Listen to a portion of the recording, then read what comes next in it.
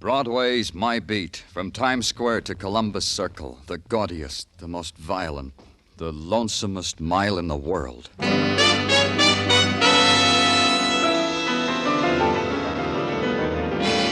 Broadway's My Beat, with Larry Thor as Detective Danny Clover.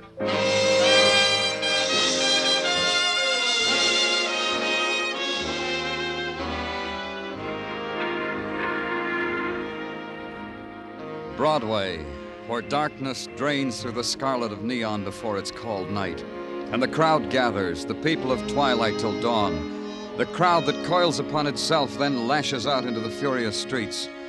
You move with it, afraid to look back over your shoulder because the sound drifting by you. Was it a laugh or a cry? There's nothing in between. It's Broadway, My Beat. The message was handed to me at my desk at headquarters, and the message was specific. The courtyard of the Marbury Apartments in Greenwich Village. And the message had a code number to make the matter more easily classified. Murder, translated into 2 digits. It was my department, so I went there.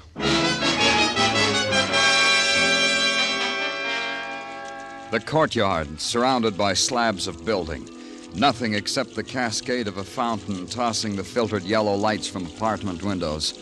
That and a girl lying there, her fingers trailing in the water. And a woman standing beside her being angry about the whole thing. Well, I see you finally got here. I finally did.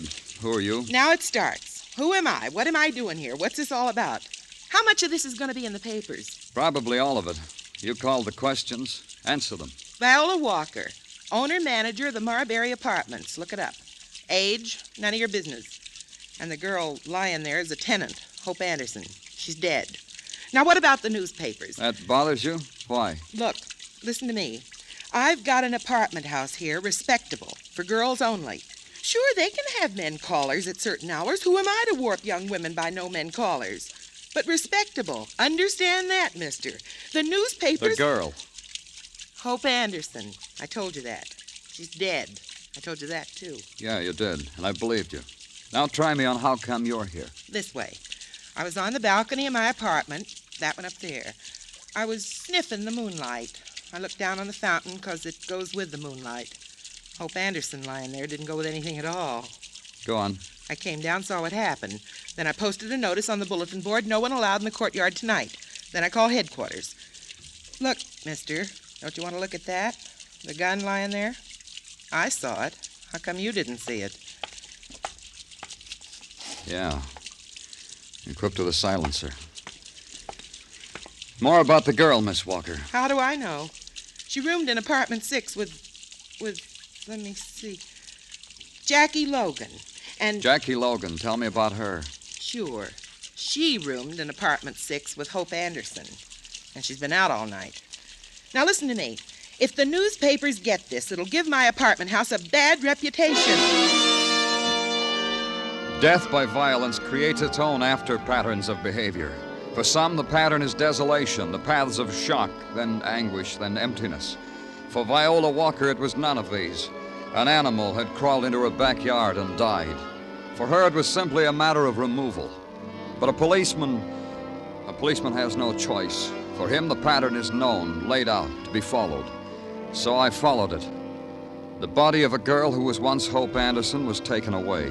The gun that had killed her was turned over to the experts of death, the men in technical. And the policeman went back to the Marbury Apartments to talk to the good friend of a dead girl. Yeah, Mr. Clover, I was Hope's friend. Girls like Hope and me, we don't have a friend in the world, so we nail onto each other. That makes it bearable. And now that Hope's dead, how will it be, Jackie? Unbearable. For a while. Maybe for a long time. Want me to brew you some instant coffee under the hot water faucet? Sometimes it comes out good. Thanks, I'd like some. You'll have it in an instant. What I always say is what I always like about this town is you can always get hot water. This can get to be something desired, something hoped for. Here you are, Mr. Clover. Thanks. Oh, that's good. I missed mine this morning. Yeah, me too. Tell me about Hope, Jackie. Hope was a girl like me, only more attractive, more sought after, as the saying goes. And she did have other friends. Well, yeah. All right, let's start with them. I'd say there were 2. That's right. 2. And they were? Like in a novel, Mr. Clover. An older man and a young man. The young man with a fire inside him that could burn him up, the older man with a fire that was dying out. Rivals for the favors of Hope Anderson. I phrase it this way because I read novels in my leisure time. They're so lifelike. And their names? Care for another cup of instant coffee? Only their names, Jackie. There's something else you should know about Hope. And me, Mr. Clover. We never discuss names. Manners, education, how they treat little animals, bank accounts, but never names. Sure you don't want any more coffee? No. But do something else for me, Jackie. Keep thinking about the names.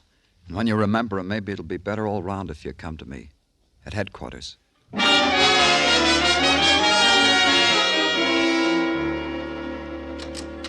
Danny? Danny? Yeah? Hi. Oh, hello, Tartaglia. Hi. Okay. What about it? What did technical turn up with? Facts. You'll tell me, huh? Technical report to wit. The gun found at the scene at the fountain was a Luger of the type much sought after as souvenirs from the last and costliest war. It had been recently cleaned and had been fired only once. And you know what?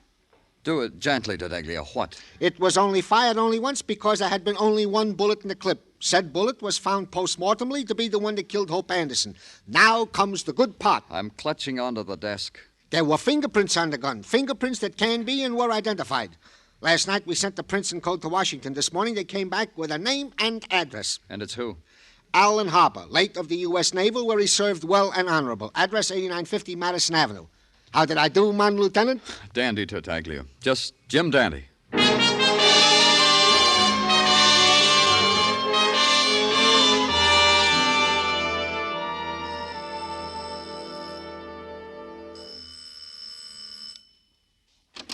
Yes? What is it? The doorman told me to ask at this apartment. I'm looking for Alan Harper. Alan is not here. Didn't the doorman tell you that, too? He did, but I need to find out for myself. I'm from... If you're a friend of Alan's, believe me when I tell you that he's not here. If you're not a friend, it would be rudeness to prolong this, wouldn't it? You didn't let me finish. I'm from the police. Oh, Alan's in trouble, then. I didn't say that.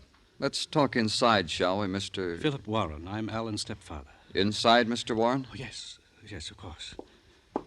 Alan's mother is my wife. Perhaps if you told me what you want with Alan... You could make it easier for her? Exactly. Why do you think you need to do that, Mr. Warren? What frightens you about my wanting Alan Harper? Why, only that when a policeman comes to one's door, one assumes there has been violence in some greater or lesser degree. Violence? Did I hear violence, Philip? Oh. This gentleman is from the police, Vera. Mr. Danny Clover. Mr. Danny Clover, my wife, Mrs. Vera Warren. The police? It's about Alan, Vera. Mr. Clover came to the door and said he was looking for Alan. I tried to find out why, because I wanted to spare you. Spare me from what, Philip? I'm sure Alan never in his life did anything his mother could be ashamed of. What do you want with Alan, Mr. Clover? Is he here, Mrs. Warren? No. You may look for yourself if you find it compulsory not to believe me. Where is he? I don't know. That can't surprise you, Mr. Clover. Alan is a man. Vera. Let Mr. Clover speak himself, Philip. He hasn't finished. You were saying, Mr. Clover? I was saying, where would Alan hide if he were wanted for murder? You see, I knew. I felt it. I felt it was something that... What could you have felt about Alan, Philip? Alan is my son. I only meant... Nothing, Vera. Nothing. You said murder, Mr. Clover. Whose murder? Hope Anderson's. Oh, yes, I read about it in the papers. And you think Alan murdered that girl, this Miss Anderson? His fingerprints were on the gun that killed her. Nothing. Nothing will make me believe my boy is a murderer. And I don't know where he's hiding. Hiding, that's your word. May Alan forgive me for using it. Vera. Show Mr. Clover to the door, Philip. I'm sure we have nothing else to say. Yes, Vera. Come, Mr. Clover. Please, please. Mrs. Warren, if you know anything... Show me the door, Warren. One moment, Mr. Clover. Yes? Vera knows where Alan is. So do I. Why are you telling me, Mr. Warren? Because I believe it will go better with Alan if you find him. The life of a fugitive is not a savory one, Mr. Clover. The boy should have given himself up. The boy must have been... Where is he? He has a cabin on the beach at Montauk. He called Vera and told her he was there. Vera told me, and I'm... Where in Montauk? It's rather remote, hard to find. I have it. I'll draw you a map. And he did, in a neat hand with landmarks and compass headings so that it would be impossible to miss the place. I stopped at a lunch counter for spud nuts and coffee until the Long Island train was ready to leave. At Montauk, there was no cab waiting, so I had to walk.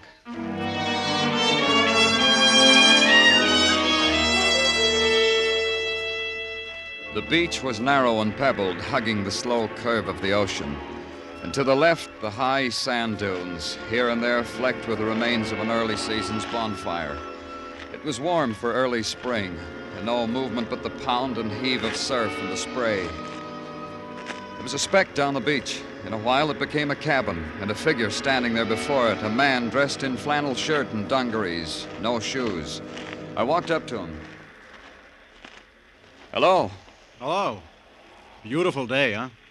Fine day for walking. Yeah, it is. You're Alan Harper? All right. Yeah, my name's Harper. Police? Uh-huh. You shouldn't have run, Harper. Whatever your story is, now it's a bad story. It's bad from the beginning. What happened? You and the girl, Hope Anderson. What reason did you have for killing her? None. That's why I didn't kill her. That's why my story's bad. I'll listen to it. She had just told me she was in love with me. Just then, at that moment, she made up her mind, and she was sure of it. And just then, at that moment, she died. How? Shot. I guess it was a funny popping noise. Hope fell, then something clattered at my feet. A gun, a Luger, somebody threw it there. I picked it up and tried to fire at someone who was running away. Nothing. No more bullets. There's someone. Did you see this? Oh! Alan! The picture held for an instant, the boy clawing at his chest and the life spilling from him. And the pain, sharp and precise and focused, that pinched at my shoulder and flared out. And it wavered, dissolved. And I thought, lying there looking at the single pebble that somehow was in my outstretched hand, how red it was, how orange, how it spun like a million spinning lights.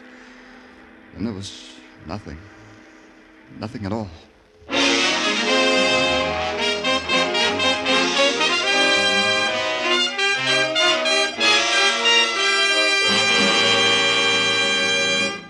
You are listening to Broadway Is My Beat, written by Morton Fine and David Friedkin, and starring Larry Thor as Detective Danny Clover.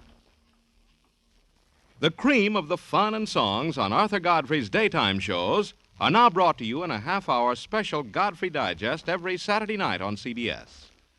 So if a date with the dentist, the hairdresser, with a traffic ticket in court kept you from hearing one of the daytime shows this week, or if you want a fast half hour of Godfrey humor and songs by Jeanette Davis, Bill Lawrence, and the Mariners, listen in every Saturday night to the Godfrey Digest on most of these same CBS stations.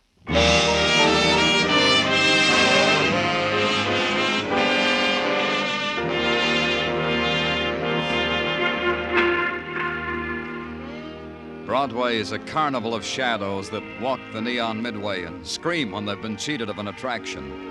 They bought it, they paid for it, it belongs to them, to the ravenous shadows. They told me Broadway felt that way about me. It made Broadway's front pages, they told me, how a kid found me on the beach at Montauk lying under a web of seaweed. How the body of Alan Harper was torn out of the fingers of the hungry tide. They told me how I'd been taken to a small hospital overlooking the sea. And Broadway was wounded because a spectacle like that should have been played in Broadway's own gutter. Then a quiet voice told me I had a visitor, Sergeant Gino Tartaglia.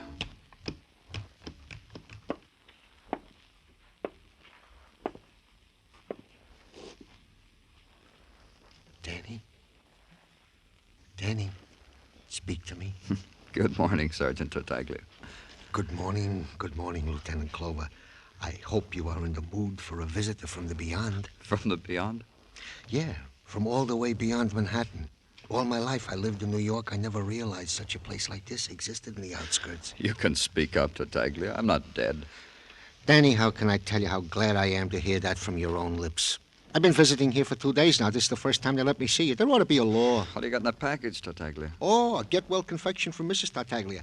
Last night she went to the Mixmaster and beat up an old Italian recipe that makes people get well. Here, Danny, it's for you. Thank Mrs. Tartaglia for me. Wilco. You feel up to official business, Danny, in the physical wreck you are in? I'm up to it. The question is, are you? Oh, sure, Danny, sure. I'm in the pink. Well, let's get down to official business. You need not think, Danny, that we have been lax at the department during your regrettable absence. We have been on the ball. Congratulations. Thank you. We have found, for example, that the footprints leading to the dune from which your assailant shot at you and the deceased Alan Harper, said footprints have been obliterated beyond recognition by the sands of time. That's a big ball. What else? The bullets extracted from you and the said deceased Mr. Harper have no similarity to any bullets, living or dead, that have been used in the commission of any previous murders or attacks. Jolly. Anything else? No, nothing, Danny, except that the funeral of the deceased Mr. Harper is taking place this afternoon at 2 o'clock in the Orwell Cemetery. Oh? Go tell the nurse I want my clothes, Tartaglia. Danny, you got it in your mind to leave here? You can't do that. You are pale and wan and weak. Get my clothes, Tartaglia. I have to go to a funeral. Outside of Montauk, it began to rain, a misty drizzle that seemed suspended, melting the houses and movement and sky into a sodden blur. And it held. Later, when we'd gotten back into the city and Tartaglia let me off at Orwell Cemetery, the rain seemed to have let up some, but it was still there. The wet, the chill, the grayness. At the gate, a man answered my question by pointing to a small group of people gathered about a mound of newly turned earth. I waited. Then, when they moved away, when there was only one figure standing there, a woman, then I walked up to her. A woman with eyes closed against the shape of her son's final identity with the world. Mrs. Warren. Mrs. Warren, I didn't have a chance to tell you how sorry I am. I'm Danny Clover, Mrs. Warren. We've met. I was at your home. Yes. Yes, I know you, Mr. Clover. You want to talk to me, don't you? There's no hurry. Consider it this way, Mr. Clover.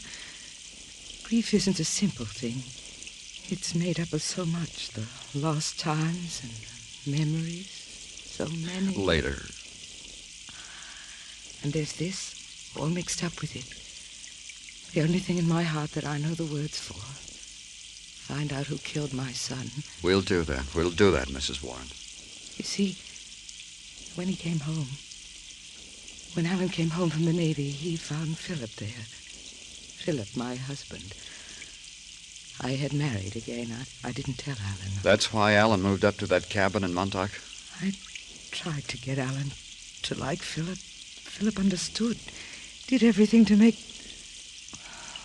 Well, it was difficult. And Alan's friends. This is the thing we have to know. Somewhere, someplace, your son touched another person, and because of it, he was killed. I don't know. After Alan met Philip, it seemed he didn't trust me. His friends were his secrets. How about Hope Anderson? She was his friend. Your son told me that. His good friend, Mrs. Warren. He was with her when she died. I don't know. I didn't know her. Listen to me. It could have happened like this. Whoever shot Hope Anderson had meant to shoot Alan. Whoever that was missed the first time. Killed Hope instead. Maybe. We'd better go now, Mrs. Warren. It's starting to rain harder. You go. I'll be all right. Somehow the rain... Well, it doesn't matter. I'll be all right, Mr. Clover.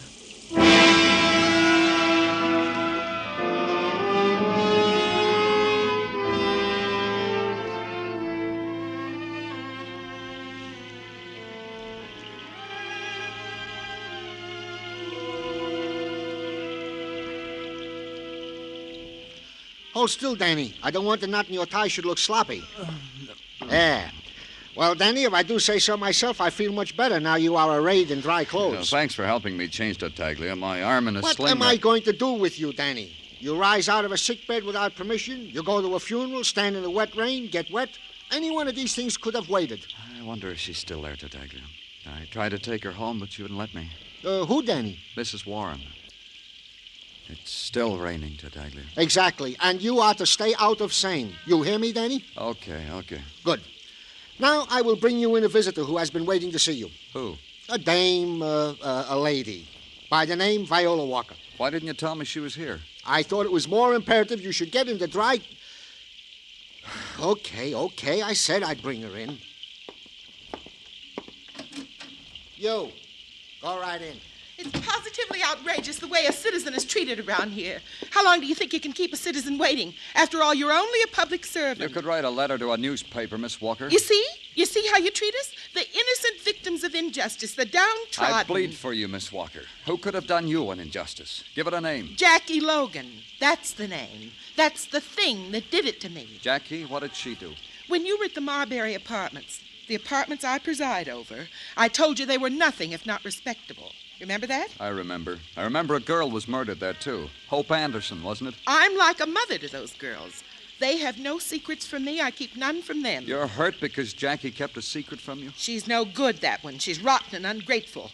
She knows more about Hope's murder than you'll ever find out. I wanted her to tell me about it, to talk it over like mother to daughter, so that we could both share it with you police. Thanks. And do you know what the snip did to me? She moved out, bag and baggage. And when I pleaded with her to come back, do you know what she did to me? You'll tell me anyway, won't you, Miss Walker? She slapped me and scratched my face. See? Look at this horrible scar. You've got to arrest her. Where is she? I made a point of finding that out. She's at the Kearney Hotel in the Bowery. A dirty, pest-ridden flea bag. Imagine. She left my elegant apartments for that. All right, Miss Walker. You can go now. But I'm not finished. I said you could go. Get out of my sight, Miss Walker.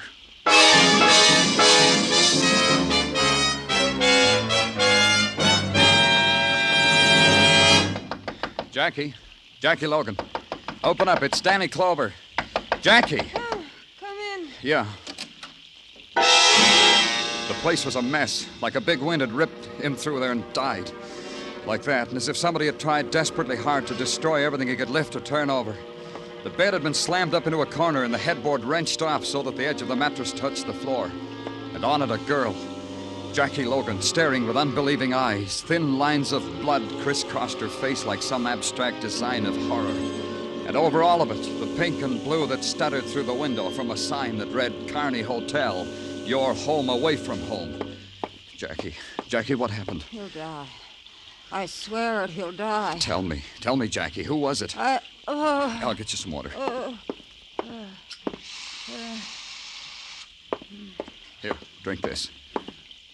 I can't. We'll get you to a doctor. Don't touch me. Later, then. Tell me about it. Nothing. I fell down. Look, someone tried to kill you. I fell down. Why didn't he kill you? Hope Anderson's dead and Alan Harper. Why didn't he kill you, Jackie? He thought I was dead. He beat me. He thought I was dead. Who? Tell me who. That's going to be my way. Because he thinks I'm dead, I got a good thing. Jackie, look, I can arrest you. Even with you like this, for withholding evidence. Don't you know that, Jackie? I'm delirious. I don't know what I said. Nothing happened. He beat you because you know something about him. Because you know he killed Hope Anderson. And why?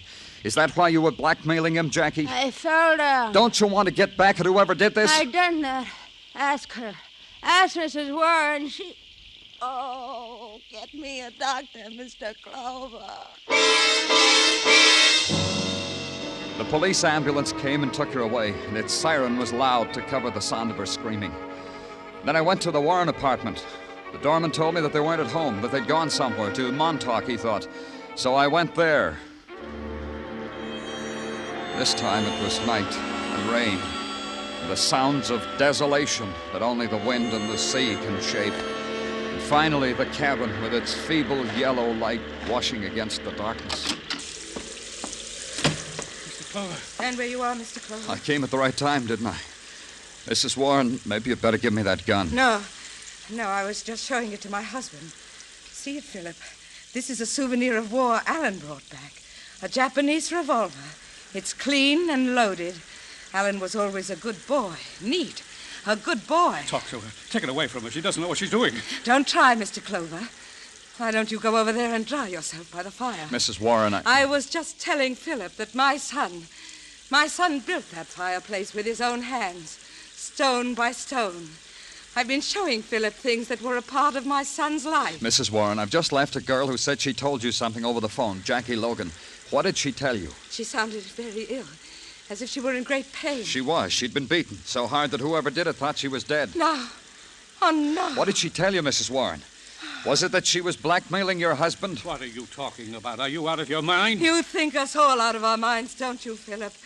Mr. Clover, me. How did you know that, Mr. Clover? I didn't, but it fits. Viola Walker came to me. Told me to arrest Jackie because Jackie'd slapped her face and left her bored in bed. When I saw Jackie, I knew it was more than that. Viola wanted in on something.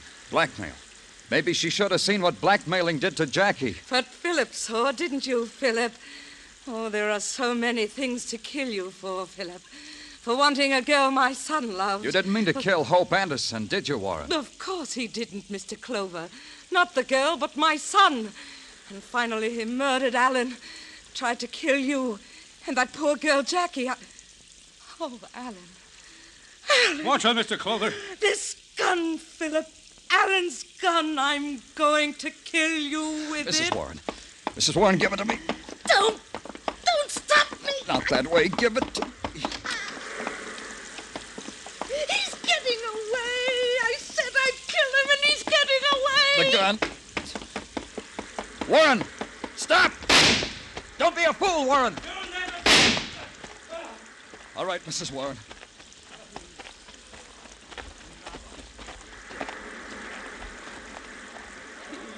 He's not dead. It's only a leg wound.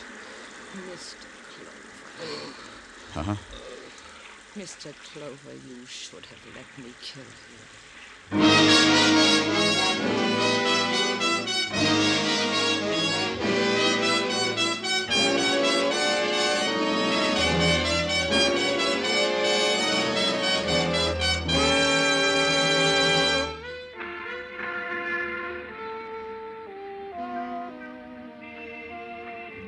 Broadway, where the buildings of the night lean against the darkness in crazy, tilted angles.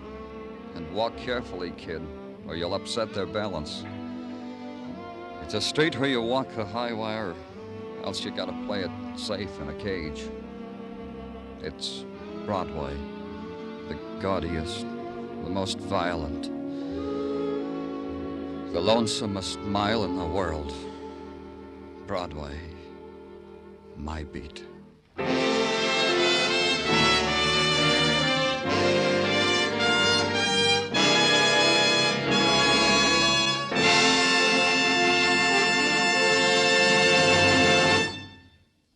Broadway Is My Beat stars Larry Thor as Detective Danny Clover, with Charles Calvert as Tartaglia.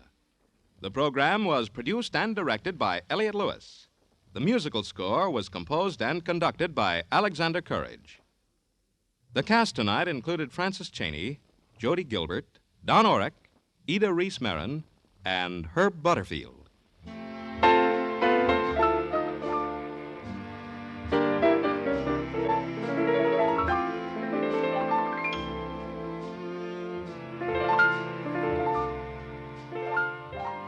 No one has ever devised a satisfactory get-rich-quick plan.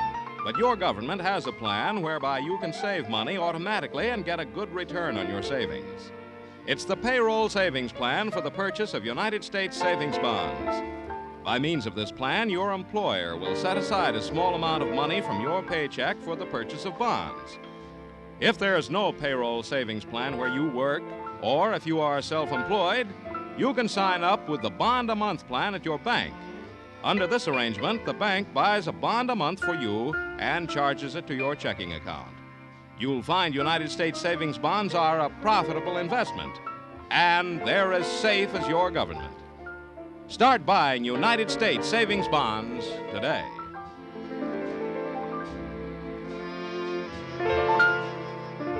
Joe Walters speaking. This is CBS, where you dance to the music of Vaughn Monroe Saturday nights. The Columbia Broadcasting System.